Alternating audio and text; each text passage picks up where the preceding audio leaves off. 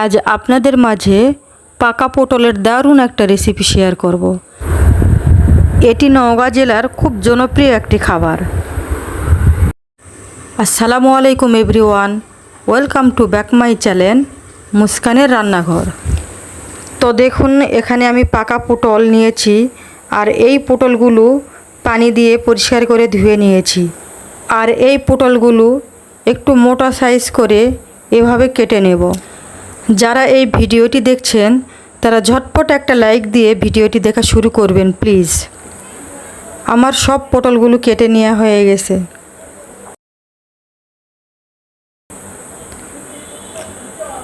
তো দেখতেই পাচ্ছেন আমি পটলগুলো কিভাবে কেটে নিয়েছি। একটি কড়াইয়ে আমি রান্নার রেগুলার সয়াবিন তেল নিয়েছি পরিমাণ মতো, আর তাতে হাফ কাপ পেঁয়াজ কুচি, হাফ কাপ রসুন, আর দিয়ে দিব কাঁচা মরিচ। এই কাঁচা মরিচ আমি একটু ফালি করে নিয়েছি, তা না হলে তেলে পড়লেই অনেক সময় তেল ছিটকে আসে। আর যারা জানে তাদের জন্য আলহামদুলিল্লাহ, আর যারা নতুনরা জানে না তারা শিখে নেবেন। এই পেঁয়াজগুলো কিছুক্ষণ ভেজে নিব, আর তারপরে দিয়ে দিব চা চামচ দিয়ে হাফ চামচ কালো জিরা। আবারও কয়েক সেকেন্ড নেড়েচেড়ে ভেজে নেব, আর তারপরে দিয়ে দিব হাফ চা চামচ হলুদের গুঁড়া। এভাবে আবারও ভেজে নেব। তো দেখতেই পাচ্ছেন আমি কীরকম করে ভেজে নিয়েছি। আর এরকম হয়ে আসলেই আমি এখানে দিয়ে দিব কেটে রাখা পটলগুলো, আর তার সাথে দিয়ে দিব ছোট আলু, যা আমি আগের থেকেই কেটে রেখেছিলাম। আর এখানে এই জিরো সাইজ আলুগুলোই ব্যবহার করতে হবে। তারপরে 5 থেকে 7 মিনিট এইভাবে ভেজে নেব।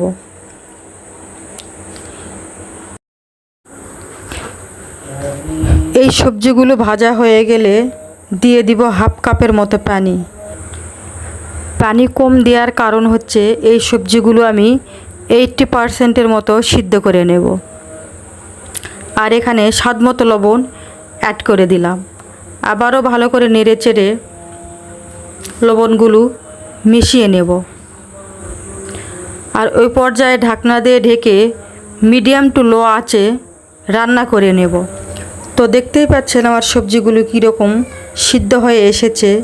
আর এইভাবে ভেজে নেব কিছুক্ষণ, যতক্ষণ না এই সবজিগুলো থেকে তেল ছেড়ে না দিচ্ছে।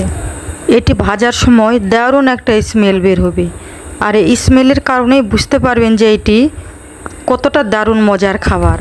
এই সবজিগুলো ঠান্ডা হয়ে এলে শিলপাটায় মিহি করে বেটে নেব, কারণ এটি হাতে বা বাটনায় বেটে নয়, এটি শিলপাটায় বাটলেই বেশি টেস্টি হয়। সবজির এই ভর্তাটি নওগাঁ জেলায় শহরে হোক বা গ্রামে ব্যাপক এর প্রচলন। এই সবজি ভর্তায় ছোট আলু দেওয়ার কারণে অনেক আঠালো হয়, আর এই আঠালো হওয়ার কারণেই কেউ বা বলে চিটকা ভর্তা, আবার কেউ বা বলে সবজি ভর্তা। যে নামই বলুক না কেন, এটি খেতে গরম ভাতের সাথে দারুণ টেস্টি। আপনাদের মাঝে খুব সাধারণ একটা খাবারের রেসিপি শেয়ার করেছি, আর এই সাধারণ খাবারগুলো অনেক সময় অসাধারণ মনে হয়। আপনাদের মাঝে আমার একটাই অনুরোধ, ভিডিওটি লাইক দিয়ে শেয়ার করে দিবেন প্লিজ, আর এভাবেই পাশে থেকে যাবেন। আল্লাহ হাফেজ।